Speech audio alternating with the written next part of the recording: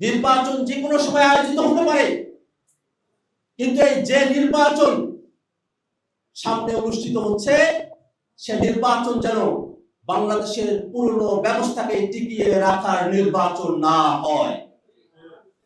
সামনে যে নির্বাচন হবে সেই নির্বাচন নতুন ব্যবস্থার ভিত্তিতে সে নির্বাচন আয়োজন করতে হবে। আমরা দেখেছি হাসিনার সময়কালে 14-18-24 সাংবিধানিক ধারাবাহিকতার কথা বলে বাংলাদেশের মানুষের উপরে একতরফা নির্বাচন চাপিয়ে দেওয়া হয়েছে, রাগের মতো নির্বাচন চাপিয়ে দেওয়া হয়েছে, প্রতিদ্বন্দ্বিতাহীন নির্বাচন চাপিয়ে দেওয়া হয়েছে, বলা হয়েছে সাংবিধানিক কন্টিনিউটির কথা। সেই নির্বাচন হয়েছে, কিন্তু সেগুলো কি বাংলাদেশের মানুষের অধিকারকে সুরক্ষা দিতে পেরেছে? সেগুলো কি বাংলাদেশের গণতন্ত্রকে সুরক্ষা দিতে পেরেছে? পারে নাই। এই কারণে শুধু নির্বাচন যা পুরনো ব্যবস্থার অধীনে অনুষ্ঠিত হবে তা বাংলাদেশের গণতন্ত্রকে সুরক্ষা দিতে পারবে না। নতুন ব্যবস্থার মধ্য দিয়ে সামনের নির্বাচন আয়োজন হলে নতুন ভাবে দেশ গড়ে উঠবে। বাংলাদেশের মানুষেরা সেই ৭১-এর মুক্তিযুদ্ধে সাম্য, মানবিক মর্যাদা, সামাজিক সুবিচারের যে দাবিতে তারা মুক্তিযুদ্ধ করেছিলেন, আমরা যে বৈষম্য বিরোধী দাবিতে রাজপথে নেমেছিলাম, সেই দাবিগুলো বাস্তবায়ন করা সম্ভবপর হবে। জুলাই সনদ বাস্তবায়নের প্রক্রিয়া নিয়ে অনেকে শুধু জেন্টলম্যান এগ্রিমেন্টের কথা বলে।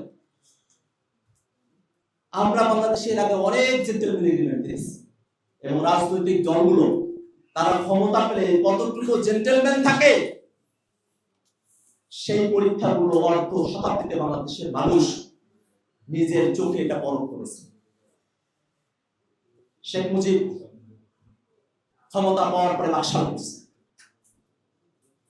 সেসব তো আমাদের আলোচকরা বলে গেছে।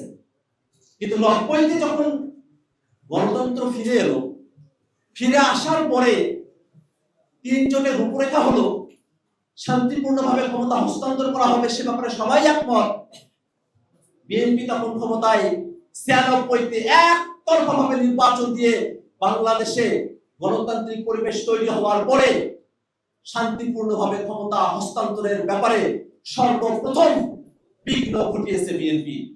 ২০০১-এর শাসনামলের সময়টাতে যেহেতু টু-থার্ড মেজরিটি ছিল, চাইলেই তারা তাদের মতো করে সংবিধান পরিবর্তন করতে পারতেন।